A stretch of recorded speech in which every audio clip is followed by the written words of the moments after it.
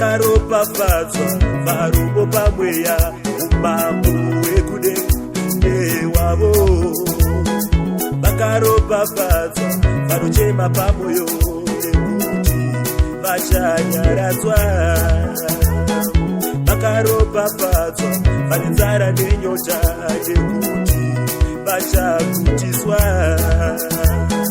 Vakaropafadzwa varombo pamweya umambo hwekudenga wavo.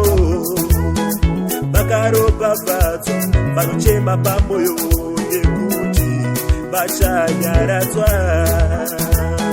Vakaropafadzwa vane nzara nenyota nekuti vachagutiswa.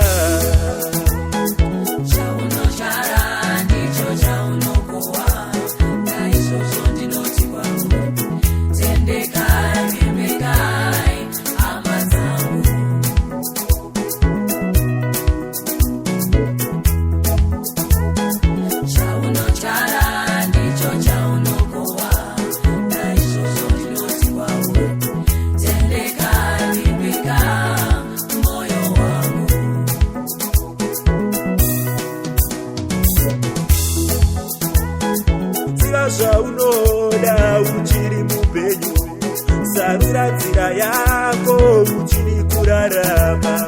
Seri kwenguva hakuna muteuro, sarura nzira yako uchiri mupenyu. Seri kwenguva hakuna muteuro, sarira nzira yako uchiri kurarama. Vakaropafadzwa vanoyananisa vachanzi vana vaMwari. Vakaropafadzwa vanozvininipisa ndivo vachagara nhaka yenyika. Vakaropafadzwa vakachena pamwoyo ndivo vachaona chiso chaMwari. Vakaropafadzwa vanoyananisa ndivo vachanzi vana vaMwari. Nzira imbiri yeupenyu neyerufu, sarura yako uchiri mupenyu. Nzira imbiri yeupenyu neyerufu, sarura yako uchiri kurarama. Chaunochara ndicho chaunokuwa, naizvozvo ndinoti kwamuri, tendekai, vimbekai hama dzangu.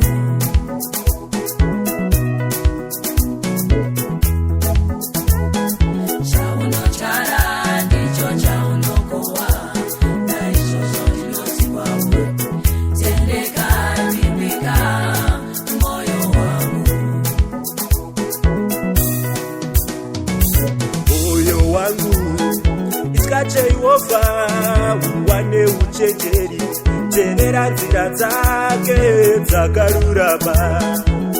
Ukamutenda uchakomborerwa, uchapiwa simba pamusoro pazvose. Uchava nemufaro usingaperi, hauzombochemi kana kuona rufu. Kutya Jehovha ndiko kuvamba kwesu, vanomutenda vachamuona.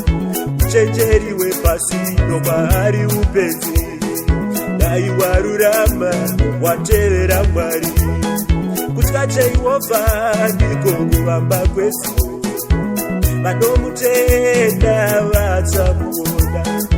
Uchenjeri hwepasi ndomahari upenzi, dai warurama watevera Mwari.